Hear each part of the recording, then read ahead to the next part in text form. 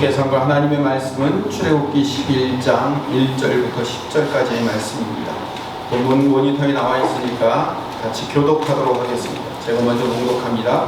여호와께서 모세에게 이르시기를 내가 이제 한 가지 재앙을 바로와 애굽에 내린 후에야 그가 너희를 여기서 내보내리라. 그가 너희를 내보낼 때에는 여기서 반드시 다 쫓아내리니 백성에게 말하여 사람에게 이웃들에게 은금과 폐물을 구하게 하시니 여호와께서 그 백성으로 애굽 사람의 은혜를 받게 하셨고 또 그 사람 모세는 애굽 땅에 있는 바로의 신하와 백성의 눈에 아주 위대하게 보였더라. 모세가 바로에게 이르되 여호와께서 이와 같이 말씀하시기를 당신의 내가 애굽 가운데로 들어가리니 애굽 땅에 있는 모든 처음 난 것은 왕 위에 앉아 있는 바로의 장자로부터 맷돌 위에 있는 몸종의 장자와 모든 가축의 처음 난 것까지 죽으리니 애굽 땅에 정통한 많은 물고기들이 있으리라. 그러나 이스라엘 자손에게는 사람에게나 짐승에게나 개 한 마리도 그 혀를 움직이지 아니하리니 여호와께서 애굽 사람과 이스라엘 사이를 구별하는 줄을 너희가 알리라 하셨나니 왕의 이 모든 신하가 내게와 내 자손의 명예를 너와 나는 백성만 따라 하나님의 내가 말하시고 심히 고하여 바로에게서 나오니라. 여호와께서 모세에게 이르시기를 바로가 너희의 말을 듣지 아니하리라. 그러므로 내가 애굽 땅에서 나의 기적을 더하리라 하셨고 모세와 아론이 이 모든 기적을 바로 앞에서 행하였으나 여호와께서 바로의 마음을 완악하게 하셨으므로 그가 이스라엘 자손을 그 나라에서 보내지 아니하였더라. 아멘. 이제 마지막 한 가지 재앙을 남겨놓고 있습니다. 그 마지막 재앙을 내린 다음에 바로는 이스라엘 백성들을 내보내게 될 겁니다. 그래서 1절에 뭐라고 되어 있냐면 내가 이제 한 가지 재앙을 바로와 애굽에 내린 후에야 그가 너희를 여기서 내보내리라 라고 말씀하고 있습니다. 하나님이 언약하신 지금 그대로 이루어지고 있는 거예요.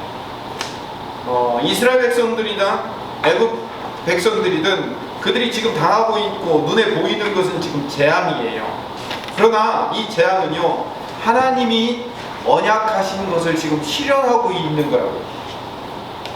그리고 하나님의 그 언약의 실현이 지금 착착 이루어지고 있어요. 어떻게 이루어지고 있냐면 2절에 보니까 백성에게 말하여 사람들에게 각기 이웃들에게 은금 패물을 구하게 하라 하시더니 백성들이 그러니까 이스라엘 백성들이 이 노예들이 자유인인 이 애굽 사람들에게 가가지고 우리에게 은금 패물을 달라라고 구하게 시키는 거예요. 그러니까 하나님께서 이 애굽 사람들의 마음을 활짝 열어주셔서 3절 봅시다. 3절 상반절에 보니까 여호와께서 이 백성으로 애굽 사람의 은혜를 받게 하셨고 은혜를 받게 하셨다는 얘기는 그 은금 패물을 그냥 나눠주더라는 거죠. 이게 얼마나 놀라운 하나님의 언약의 성취인지 모릅니다. 애굽 백성들에게 마지막에 은금 패물을 구하면 그들이 은혜를 베풀어서 그 은금 패물을 다 받아가지고 나올 것이다 라는 이야기를 몇 년 전에 하나님께서 약속하셨냐면 무려 500년 전에 하신 약속이에요. 제가 이 10가지 재앙 이야기와 출애굽기 이야기를 하면서 한 10번을 같이 함께 읽었었을 겁니다. 제가 기억한 것만으로도 한 10번 이상을 같이 읽었는데 창세기 25장 13절 14절의 말씀이에요. 같이 읽어봅시다. 여호와께서 아브라함에게 이르시되 너는 반드시 알라. 내 자손이 이방에서 객이 되어 그들을 섬기겠고 그들은 400년 동안 내 자손을 괴롭히리니 그들이 섬기는 나라를 내가 증거할지며 그 후에 내 자손이 큰 재물을 이끌고 나오리라. 14절 보세요. 내 자손이 큰 재물을 이끌고 나오리라라고 누구한테 약속했어요? 아브라함에게. 아브라함, 이삭, 야곱, 요셉. 마지막 요셉이 애굽 땅에 들어가서 그 70명의 가족들을 데리고 가서 거기서 400년 동안 살다가 이제 막 나올 참이에요. 그러니까 이게 500년도 훨씬 더 앞섰죠. 500년은 훨씬 앞서서 아브라함이 이제 믿음의 사람으로 이제 막 출발하려고 할 때 그때 주었던 약속이 네 후손 중에 애굽으로 가서 400년 동안 노예 생활하다가 그들이 나올 때 큰 재물을 가지고 나올 것이라는 얘기를 그때 아브라함에게 미리 하시다고 말해요. 그 약속이 지금 뭐 하는 거예요? 이루어지고 있는 거예요. 자 보세요. 다시 말씀드립니다. 이 이스라엘 백성들의 눈과 애굽 백성들의 눈에는 재앙이 지금 가득 차 있어요. 10가지 재앙으로 넘쳐납니다. 그런데 하나님은 어떻게 하고 계시는 거라고요? 약속을 이루고 계시는 중이라고. 하나님의 약속이 이루어지고 있는 거예요. 보세요. 노예의 신이라고 생각하는 그 여호와라는 하나님이 9가지의 지금 재앙을 내렸다고 생각했어요. 그럼 여론이 어떻게 될까요? 여론이 좋겠어요? 아니죠. 얼마나 여론이 나쁘겠어요. 너희들 때문에, 너희들 신 때문에 우리가 이 모양 이 꼴이 된 거냐라고 혐오할 거 아니에요. 돌팔매질할 거 아니에요. 그런데 지금 애굽 사람들의 마음을 하나님이 만져주시는 거예요. 그래서 그 모든 애굽 백성들이, 이스라엘 백성들이 은근 배부를 주어서 나가도록 만드는 거예요. 그리고 3절 하반절에 보면 더 놀라운 일이 일어납니다. 그 사람 모세는 애굽 땅에 있는 바로의 신하와 백성의 눈에 아주 위대하게 보였더라. 신적인 존재로 보이는 거예요. 왜? 아니 9가지 재앙 그렇게 일으키니까 이 모세만 보면 사람들이 저 신적인 존재야 라고 생각하더라는 거죠. 하나님께서 재앙 중에 이렇게 일하시는 거예요. 큰 재물로 그 400년 동안, 물론 400년은 아니에요. 중간에 처음에는 그 총리의 자손과 후손으로서 영향력 있는 사람들이었죠. 근데 중간에 왕조가 바뀌면서 이제 노예 생활을 하게 된 거죠. 그러니까 중간에 예를 들어 한 200년이라고 칩시다. 200년 동안 노예 생활했던 그 노예 생활의 모든 값을 다 갚으신 거예요. 그리고 그 큰 재앙 중에서도 사람들이 이 모세를 위대한 사람으로 보도록 만들어 주시더라는 거죠. 이 일을 누가 하시는 거예요? 하나님이 하시는 거예요. 하나님이 이렇게 일하시는 거예요. 하나님께서 이 재앙 중에서도 당신의 백성들을 구분하여 그 당신의 백성들에게 복을 주시는 이야기가 이 재앙의 이야기에 담겨져 있는 겁니다.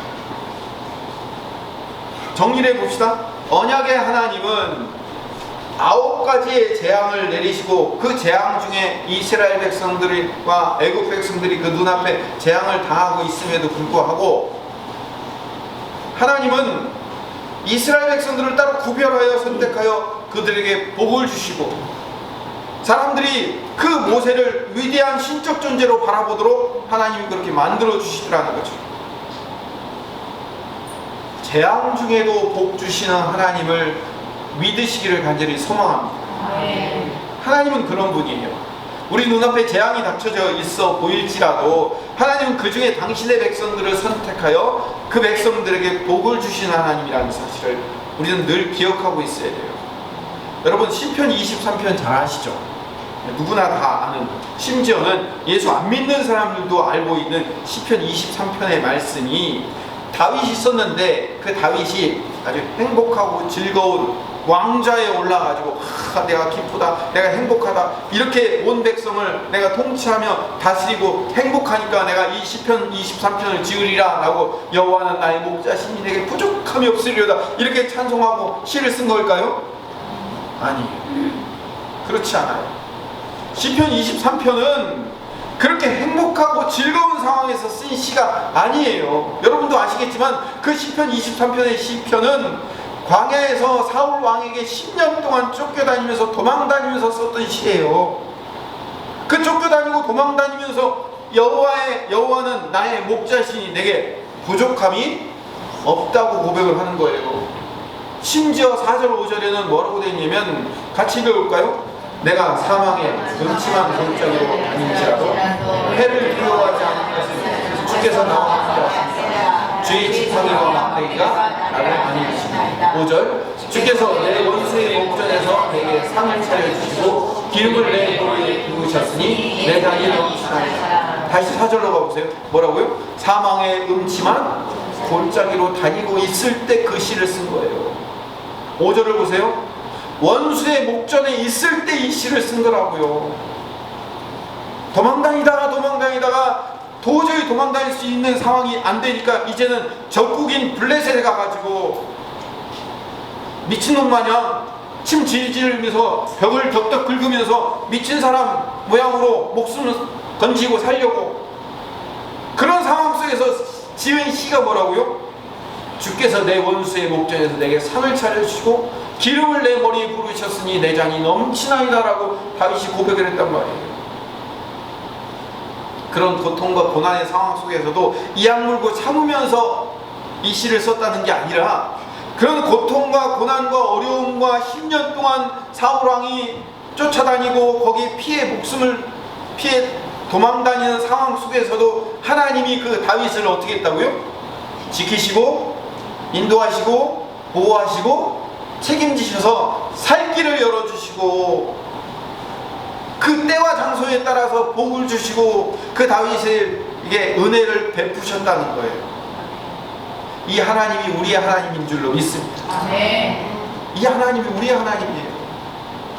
재앙이 세상이 펼쳐져 있어도요, 그 재앙 속에서도 하나님의 백성들을 건져내신다니까요.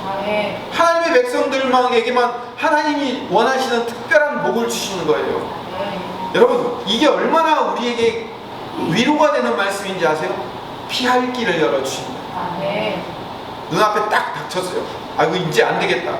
이제 끝났다. 이제는 재앙과 절망으로 끝이다라고 생각했을 때 하나님이 뭘 주신다고요? 피할 길을 주신다. 그 피할 길을 한 번, 두 번 겪으면서 다윗이 뭘 쓴 거예요? 여호와는 나의 목자시니 내게 부족함이 없으리로다. 그가 나를 푸른 초장으로 쉴만한 물가로 인도하신다고 고백을 한 거예요. 코로나19라는 재앙이 우리를 6개월 동안 덮치고 있어요. 앞으로 어떻게 될지 몰라요. 지금 미국은 200만 명이 넘었고 브라질도 100만 명이 넘었어요. 제가 어느 선교사님한테 얘기를 들었는데요, 저 아프리카 저쪽으로는요, 그 국가에서 이렇게 코로나 발병한 사람들 이렇게 기록이 돼 있는데요, 자기네들은 절대로 안 믿는데요. 길거리에서 그냥 푹푹 쓰러져 나가는 사람들이 생긴다는 거예요. 그걸 어떻게 통계를 잡을 수 있냐고. 어마어마한 코로나가 이제 좀 잠잠할 듯 싶더니, 세계적으로도 우리나라도 좀 잠잠할 듯 싶더니 다시 가을에 유행한다는 그 대확산이 벌써 여름부터 다 확산이 시작되는 거예요. 언제 어떻게 될지 모르는 상황. 그런데도 불구하고 하나님의 백성들은 어떻게 하신다고요? 피할 길을 열어주신다. 그 피할 길을 열어주시는 하나님을 믿고 신뢰하는 하나님 백성 되시기를 간절히 소망합니다. 이 코로나가요, 미생물이잖아요. 미생물. 생명은 붙어 있는데 생각이 없어요. 생각이 없어요. 누구 마냥 생각이 없어요. 생각이 없어요. 미생물이 생각이 없어요. 그냥 지 마음대로 가고 싶은 대로 막 떠다니는 거예요. 근데 이 코로나 때문에 온 세상이 지금 재앙 속에 들어가 있어요. 근데 이 미생물이 지 마음대로 움직이는 것 같아도 이 미생물을 움직이는 분이 계시다는 사실을 알아야 돼요. 비록 미생물이지만, 비록 바이러스지만 이 바이러스를 움직이고 계시는 분이 계시다는 걸 알아야 돼요. 마찬가지로 9가지 재앙이 일어나면 그 재앙이 누구로부터 온지를 알아야 된다고요. 그 재앙이 하나님으로부터 왔다는 사실을 이 바로왕이 깨달아야 돼요. 벌써 백성들의 마음은 돌아섰어요. 백성들이 어떻게 해요? 은근 폐물을 이스라엘 백성들에게 주어서 나가도록 하죠. 신하들의 마음도 바뀌어서 신하들이 어떻게 해요? 모세를 신적인 존재로 바라보죠. 우리가 봤잖아요. 그런데 이제 누구 한 사람 마음만 남았어요. 누구만 남았어요? 바로 한 사람만 남았어요. 근데 이 바로가요, 끝까지 그 마음을 돌이키지 않는 거예요. 오늘 우리가 읽은 9절 10절 말씀을 다시 읽어봅시다. 시작. 여호와께서 11장 9절 10절 시작. 여호와께서 모세에게 이르시기를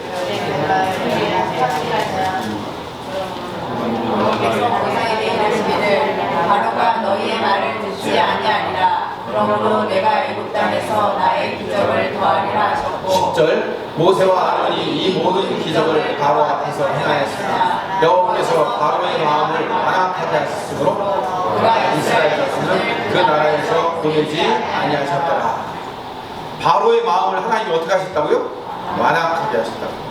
여러분, 10가지 재앙이 일어나는데 제가 지지난주까지도 설명했지만요, 그 10가지 재앙이 일어나면서 한 가지 재앙이 일어날 때마다 하나님이 그 마음을 완악하게 하셨고, 그 마음을 완강하게 하셨고, 완악하게 하셨고, 완강하게 하셨고, 완악과 완강이라는 단어가 열 몇 번이 넘었어요. 계속 바로의 마음을 완악하게 완강하게 그 이스라엘 백성들을 보내지 않도록 하나님이 막으시더라는 거예요. 근데 이 바로가 완악하여 이스라엘 백성들을 보내지 않는 이 마음은 어떤 마음이냐면, 뭘 지금 상징하는 마음이냐면 하나님을 인정하지 않겠다는 마음이에요. 하나님 말씀에 귀를 닫겠다는 말씀이에요. 이거를 한마디로 뭐라고 그러냐면 죄라고 그럽니다. 죄가 뭐냐면 내가 뭐 나쁜 일을 하고 나쁜 말을 하고 나쁜 행동을 한 것도 물론 죄예요. 근데 이 내가 행동으로 드러난 죄는 원래 내 마음 가운데 이 죄가 있기 때문에 그 죄가 뭐 하는 거예요? 싹 터서 열매 맺어서 나온 그 열매일 뿐이에요. 내 안에 뿌리에 죄가 있어요. 그 뿌리가 뭐냐면 하나님을 인정하지 않는 거예요. 하나님의 말씀을 듣지 않는 거예요. 하나님이 뭐라고 하든 내가 거기에 대한 불순종하는 것, 그걸 죄의 뿌리라고 얘기하는 거예요. 창조주이신 하나님의 말씀을 듣지 않겠다는 거예요. 그래서 뭐 하는 거예요? 아담과 하와가 창조주 하나님의 말씀을 안 듣고 선악과를 따먹잖아요. 하지 말라고 한 것을 하잖아요. 이게 죄예요. 불순종이 죄라니까요. 그래서 선악과 따먹을 때 왜 그들이 따먹었죠? 하나님과 같이 되려고, 하나님처럼 되려고 하는 거예요. 하나님처럼 된다는 얘기는 뭐냐면 내가 순종하는 존재, 창조주에게 순종하는 피조물이가 아니라 내가 창조주와 같은 존재가 되겠다는 거예요. 내가 군림하고 싶은 거예요. 인간은 원래 군림하고 싶은 거예요.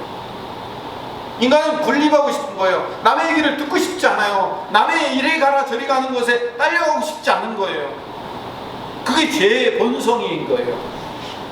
그 죄의 본성을 가진 사람은 결과가 어떻게 되냐면 창세기 2장 17절에 가보면 같이 읽읍시다. 선악을 알게 하는 나무의 열매는 먹지 말라. 네가 먹는 날에는 반드시 죽으리라. 이 반드시 죽으리라는 말을 히브리어로 무트 타무트라고 되어 있어요. 무트라는 말이 죽다라는 말이에요. 타무트 그러면 그리고 또 죽으리라. 죽고 또 죽으리라. 죽다라는 말을 두 번 반복했죠. 반복하는 이유는 강조하기 위해서. 죽고 죽으리라는 얘기예요. 히브리어는 강조법이 반복이라고 제가 여러 번 말씀드렸죠. 그러니까 바로가 이 완악한 것은 인간의 완악함을 지금 상징적으로 보여주고 있는 거예요. 인간은 이렇게 완악하다. 그래서 그 완악한 존재의 결과는 죽음뿐이다 라는 것을 보여주고 있는 거예요. 모세가 바로를 처음 만났을 때, 그러니까 모세가 처음 바로 왕궁에 들어가서 제일 먼저 하나님이 내 백성을 보내라고 했다라고 얘기하니까 바로가 제일 먼저 한 얘기가 뭔지 아십니까? 5장 2절에 보니까 출애굽기 5장 2절에 같이 읽어봅시다.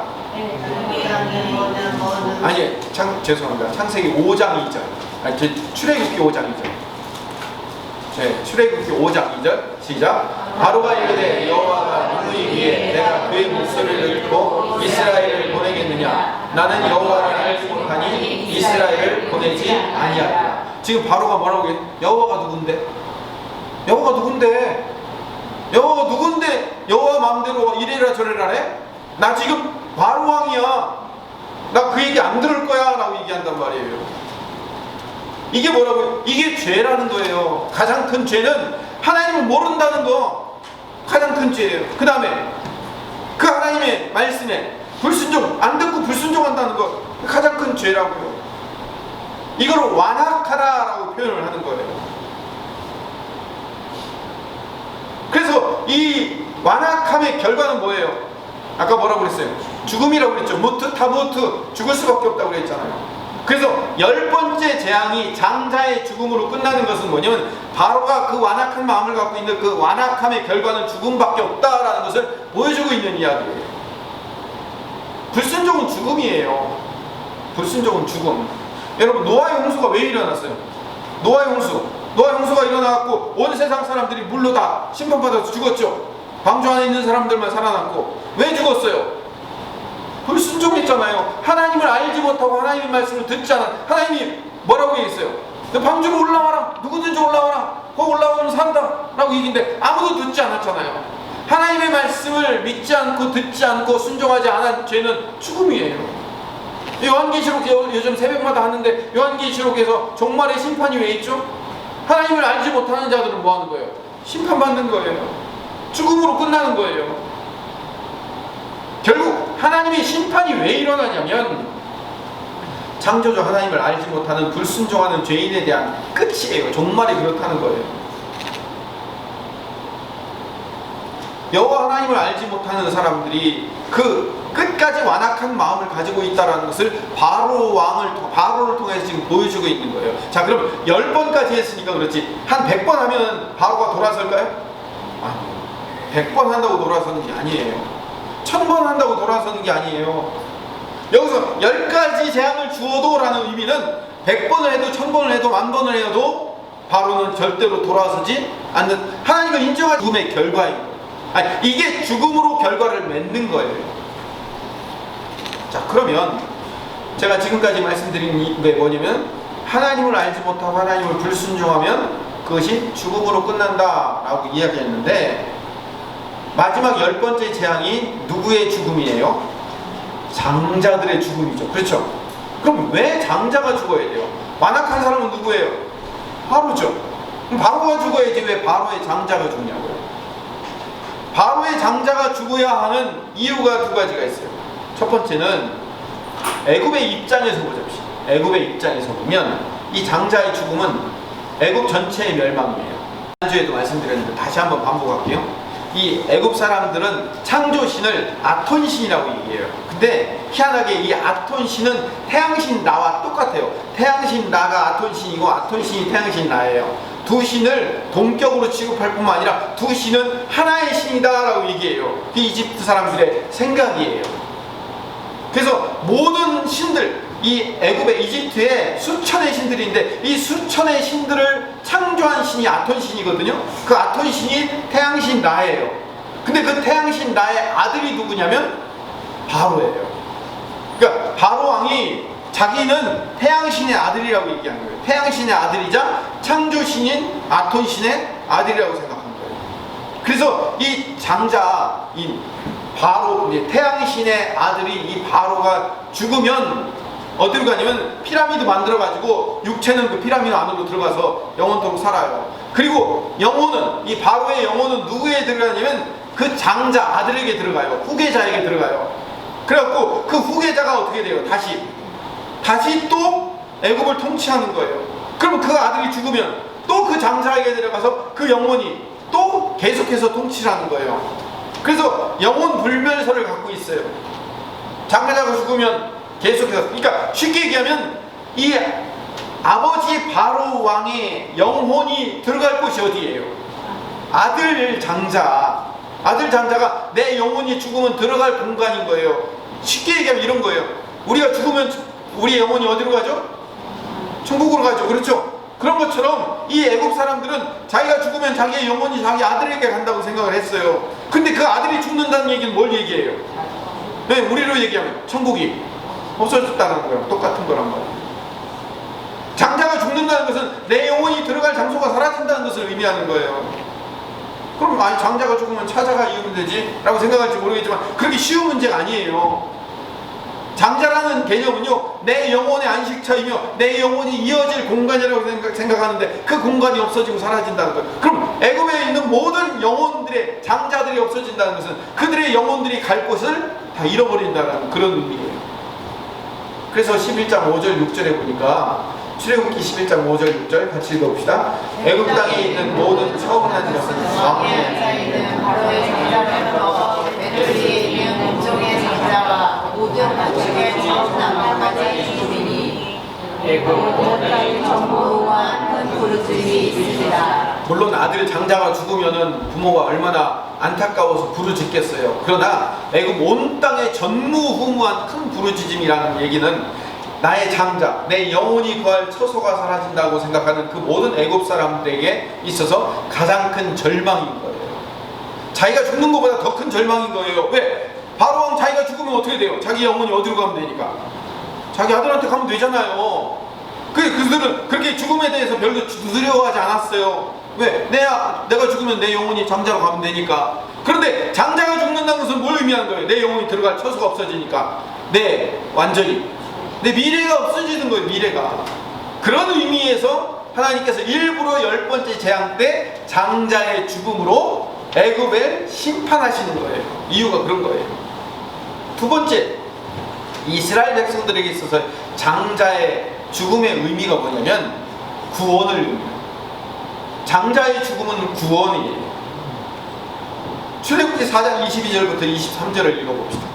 같이 읽읍시다. 너는 바로에게 이르기를 여호와의 말씀에 이스라엘은 내 아들 내 장자라. 내가 내게 이르기를 내 아들을 보내서 나를 죽이게 하라 하여도 내가 보낸 길을 도전하니 네가 네 아들을 죽이라 마땅하다 하시니라.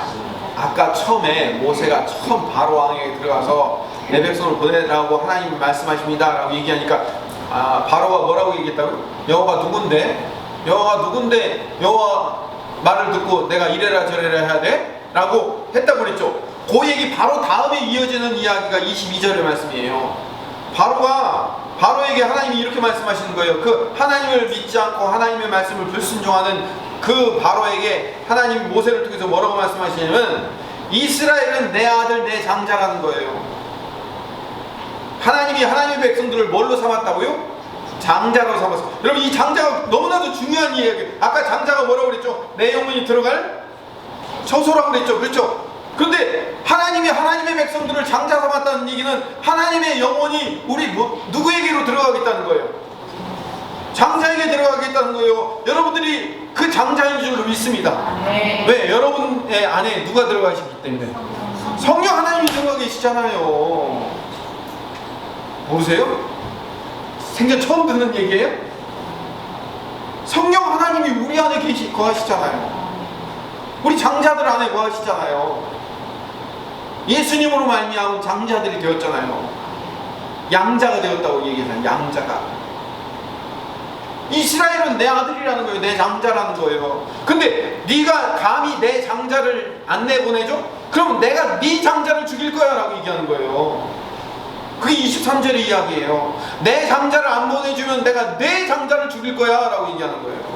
그래서 뭐 하는 거예요? 장자가 죽는 거예요. 애굽의 장자들이. 자, 애굽의 장자들이 죽는다는 얘기는 반대로 뭐라고요? 이스라엘의 입장에서는 구원이라고 그랬죠. 왜? 그들의 장자들이 죽으니까 뭐예요? 이스라엘이라는 하나님의 장자들이 살아나기 때문에 그러는 거예요.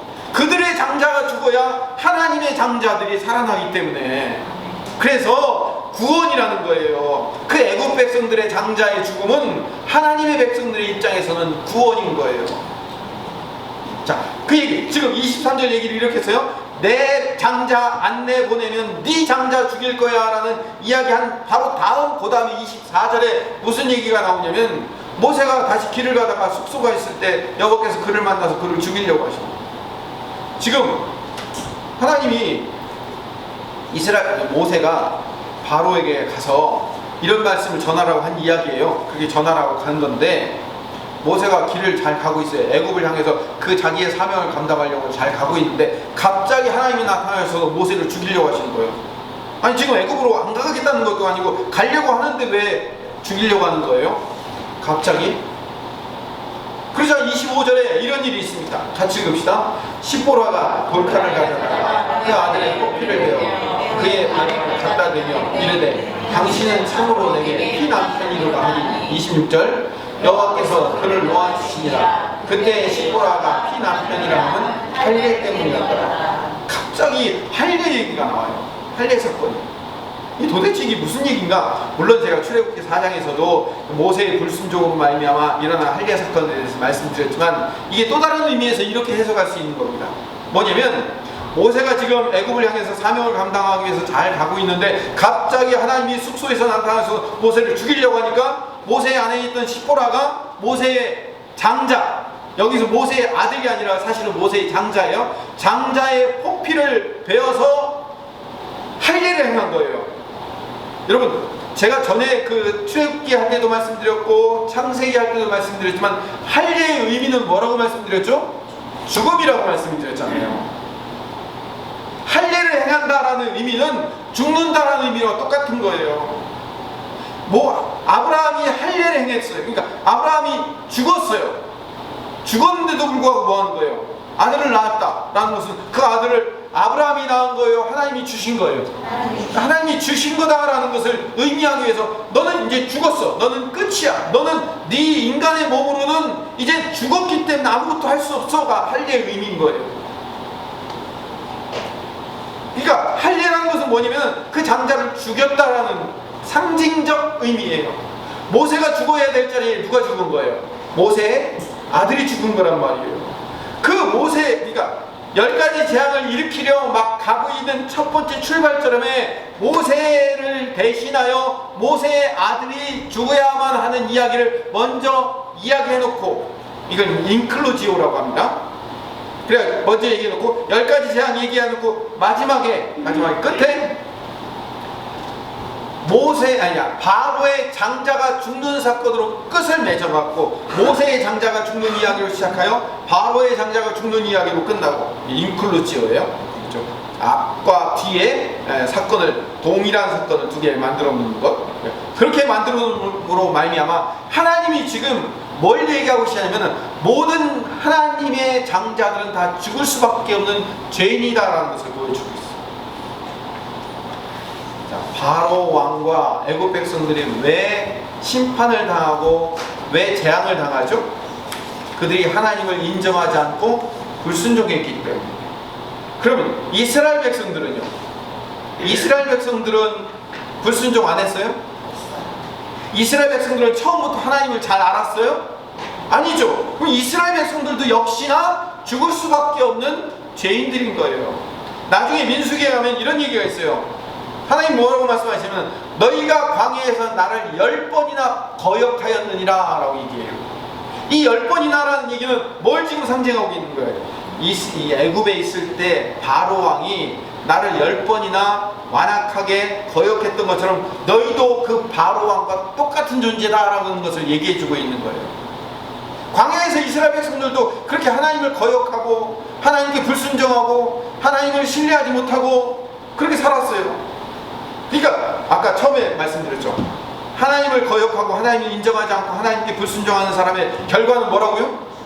죽음. 그러면 하나님의 백성인 이스라엘 백성들도 죽어 마땅한 자예요. 바로 왕과 그의 백성들도 하나님을 인정하지 않기 때문에 죽을 수밖에 없는 자예요. 모든 장자는 다 죽을 수밖에 없어요. 이거를 출애굽 13장 15절에 뭐라고 이렇게 얘기하고 있어요. 같이 읽어봅시다. 시작. 그때 바로가 완악하여 우리를 보내지 아니하며 여호와께서 애굽 나라 가운데 처음 난 모든 것을 사람의 장자로부터 가축의 처음 난 것까지 다 죽이셨으므로 그에서 처음 난 모든 수컷들을 내가 여호와께 제사를 드려서 내 아들 중에서 모든 처음 난 자를 다 대속하리니, 이 좀 밑에 좀 길기 때문에 거기 빠져 있습니다. 모든 처음 난 수컷, 여기서 모든 처음 난 수컷이라는 얘기는 다른 말로 표현하면 장자예요. 모든 장자는 다 누구 거라고요? 하나님 거. 모든 장자는 불순종으로 말미암아 그래서 죽을 수밖에 없는 거예요. 모든 장자는. 이스라엘 백성들도 불순종, 바로 왕과 애굽 백성들도 불순종하고, 그래서 그 불순종의 죽음은 심판이며 죽음뿐입니다. 그런데 이제 다음 주에 말씀드리겠지만 하나님이 이스라엘 백성들을 따로 구분해서 그 불순종의 대가를 대신 치를 방법을 주셔요. 그게 뭐냐면 그게 유월절 사건이에요. 그게 어린 양이라는 거예요. 어린 양의 피. 그래서 나중에 요한계시록 22장에 가면 예수님을 뭐라고 불러요? 어린 양이라고. 맞아. 이 모든 성경의 끝에 가면 예수님을 어린 양이라고 부르셔요. 왜 그러냐면 예수님이 대신 죽으심으로 말미암아 모든 장자는 하나님의 것이고 모든 불순종한 장자들은 죽어 마땅하고 죽어야만 하는데, 특별히 하나님이 선택한 내 장자, 다시 말하면 하나님의 백성들, 이스라엘 백성들의 장자들은 죽어야 돼요. 다 죽어야 되는 그 죽어야 될 자리들을 하나님 피할 방법을 주어서 다 넘어가게 만드시는 거예요. 피할 길을 열어주시는 거예요.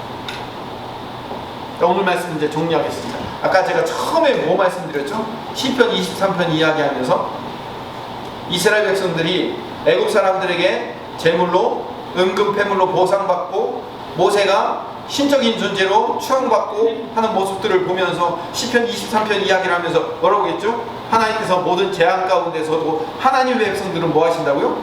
피할 길을 열어주시고 복을 주시고 살려주신다고 말씀하셨죠. 같은 얘기예요. 유월절 사건이 뭐냐면 모든 장자는 다 죽어야 돼요. 어린 양의 피를 문설주와 문지방에 바르지 않은 자는 어떻게 돼요? 다 죽어야 돼요. 유대인들이 안 발랐어요. 아니, 이스라엘 백성들이 실수해서 안 발랐어요. 하나님의 말씀에 그런다고 우리가 살아? 그런다고 안 발랐어요. 그럼 유대인의 장자는 죽어야 돼요? 안 죽어야 돼요? 죽어야 돼요. 어느 누구와 상관없이 어린 양의 피를 바르는 사람의 집은 하나님이 6월 패스오버 넘어가는 거예요. 죽음의 사자가 넘어가게 돼 있단 말이에요. 다시 말하면 어린 양의 희생으로 말미암아 이스라엘 백성들의 장자들을 피할 길을 보여주시는 거예요. 피할 길을, 넘어갈 수 있는 길, 피할 길을 보여주시는 거예요. 이걸 다른 말로 얘기하면 이거예요. 하나님은 같은 장자이지만 이스라엘 백성들의 장자들은 다른 방법으로 취급하고 다른 방법으로 대우해 주신 거예요. 이스라엘 백성들과 하나님의 백성인 이스라엘 백성들과 바로의 백성들과 차별해서 대우해 주십니다. 어떻게 차별해서 대우해 주시면 11장 7절을 봅시다. 같이 읽읍시다. 그러나 이스라엘 자손에게는 사람에게나 짐승에게나 개 한 마리도 그 혀를 움직이지 아니하니 여호와께서 애굽 사람과 이스라엘 사이를 구별하는 줄을 너희가 알리라. 이 말을 우리식으로 표현하면 손끝 하나 다치지 않고 이었느니. 애굽 사람과 이스라엘 사이를 어떻게 하신다고요? 구별하신다. 지난주에 제가 드린 말씀을 배웠죠. 흑암의 재앙이 일어나자 고센 땅은 빛이 있고 나머지 애굽 땅은 전부 다 어둠이 있어요. 어떻게 빛과 어둠이 이렇게 선 쫙 갈라듯이 갈라집니까? 근데 그렇게 갈라지는 일이 실제로 일어나더라는 거예요. 그런 구별이 일어나는 거예요. 하나님의 장자들은 살아나고 하나님의 장자가 아닌 자들은 죽음으로 끝나는 거예요. 이걸 구별됨이라고 하는 거예요. 이 구별됨이 우리 안에 있는 거예요. 그래서 이 구별됨 때문에 하나님의 백성들은 똑같은 재앙을 당하였음에도 불구하고 똑같은 재앙 안에 있을지라도 피할 길을 열어주시는 거예요. 이게 은혜이며 은총이며 자비이며 하나님의 긍휼하심을 믿으시기를 바랍니다. 전에 인터넷 뉴스에 이런 일이 있었어요. 친구와 내가 똑같이 편의점에서 물건을 훔치다가 붙잡혔어. 근데 친구는 경찰서에 끌려가는데 나는 경찰서에 끌려가지 않고 빠져나왔어요. 둘이 똑같이 훔쳤는데 편의점 사장님한테 물어봤어요. 나는 왜 경찰서에 안 가고 왜 제 친구만 갔습니까? 그러자 그 편의점 사장이 얘기했습니다. 너는 내 아들이고 이 편의점은 아버지 가게이기 때문에 그렇다. 실제로 있었던 얘기예요. 아버지 가게에 이 친구가 몰래 꼬들겨갖고 훔치려고 들어갔다가 이 친구는 어떻게 돼요?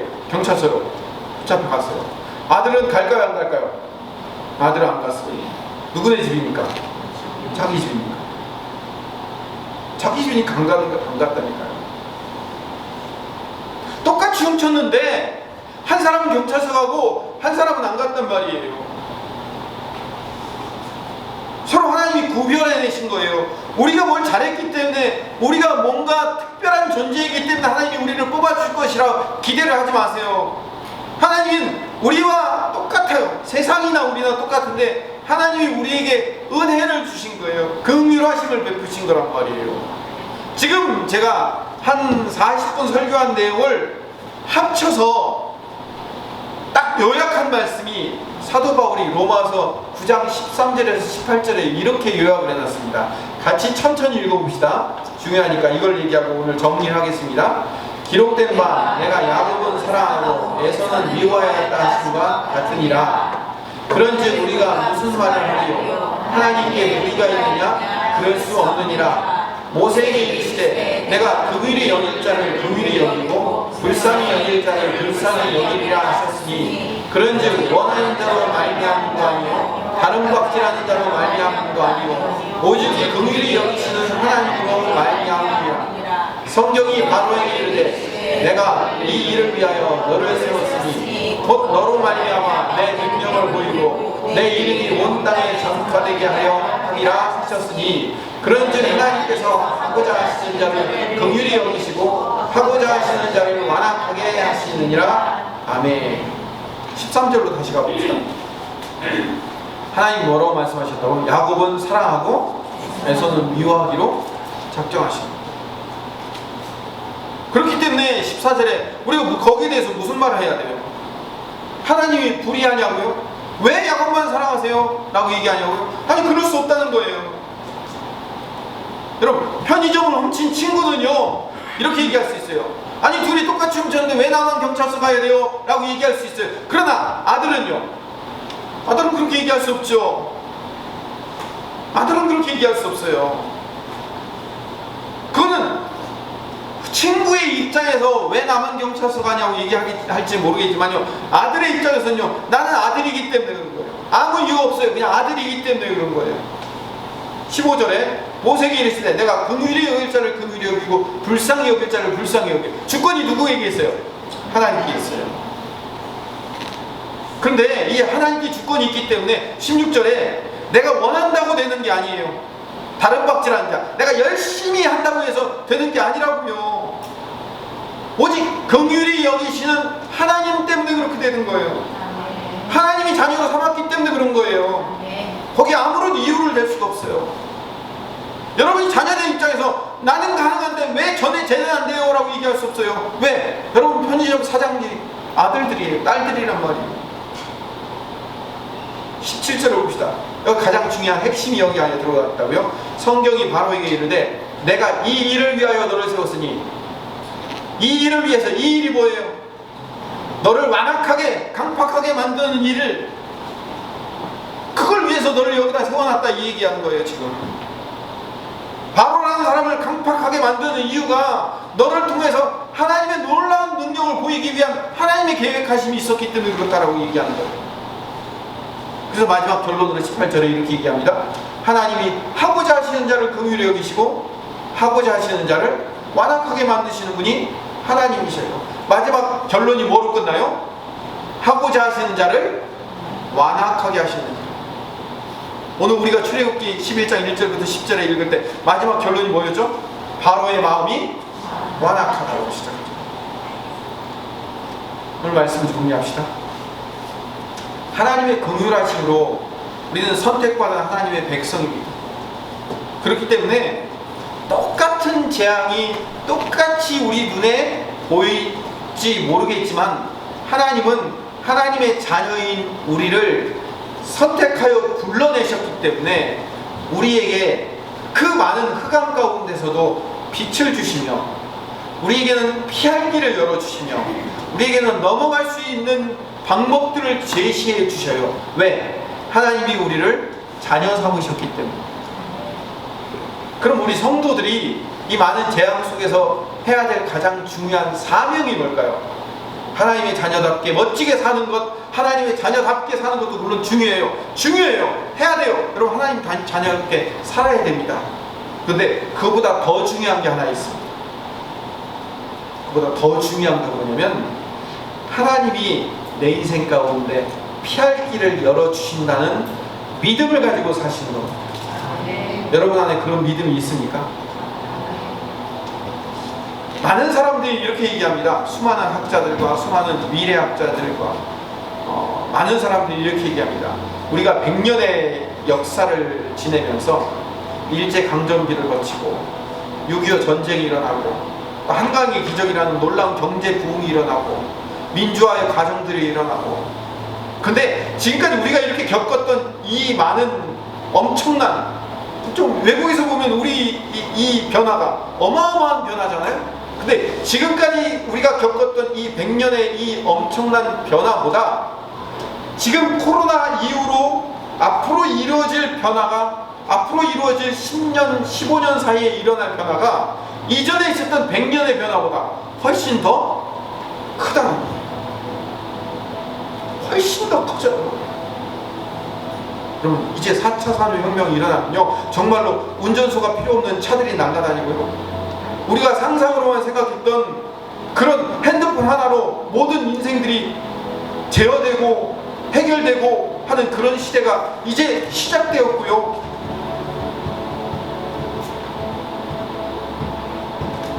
그런데 그런 시대에 갈수록 우리는 점점 더 우리 인생 가운데 재앙들이 우리 삶을 가운데 닥치게 됩니다. 이전에 우리가 경험했던 사스 메르스는요, 이제는 아무것도 아니에요. 이 코로나는요, 그거에 비하면 어마어마한 충격적인 사건으로 다가오는데, 앞으로 이제는요, 이 코로나와는 비교할 수 없을 정도의 수많은 재앙들이 우리 삶에 물밀듯이 밀려들을 거예요. 정말이에요. 지구 환경의 오염과 수많은 일들로 말미암아 세상이 변화되고요, 재앙이 생기고요, 세상은 급격하게 변할 겁니다. 그러면 우리 눈앞에 뭐가 보일까요? 당장 눈앞에 보이는 재앙만 우리 눈앞에 보일 거예요. 우리 눈앞에 끝없이 펼쳐지는 재앙들이 연속적으로 펼쳐질 거예요. 근데 그 재앙을 맞이하는 우리 하나님의 백성들, 하나님의 장자들은 뭘 갖고 있어야 된다고요? 믿음을 갖고 있어야 돼요. 어떤 믿음? 똑같은 재앙이 있을지라도 하나님의 백성들은 피할 길을 열어주시고, 끝까지 하나님이 인도하시고 이끄시는 하나님의 보호하심과 인도하심이 있다는 믿음. 여러분, 다시 한번 묻겠습니다. 여러분, 그런 믿음이 있습니까? 그런 믿음을 소유하시기를 간절히 소망합니다. 그런 믿음을 소유하시기를 간절히 소망합니다. 어떠한 상황과 어떠한 환경이 우리 안에 닥치고 어떠한 재앙이 우리 삶 가운데 밀려든다 할지라도 우리 삶을 하나님이 지켜주시고 인도하시며 그 피할 길을 열어주셔서 어떠한 재앙의 상황 속에서도 하나님은 나의 목자시니 내게 부족함이 없으며 나를 푸른 초장과 실만한 물가로 인도하시며 원수의 목전에서도 내게 상을 차려주시는 그런 하나님이 나의 하나님입니다 라고 고백할 수 있는 믿음이 여러분들에게 있습니까? 그런 믿음을 달라고 기도하는 이 시간 되시기를 바랍니다.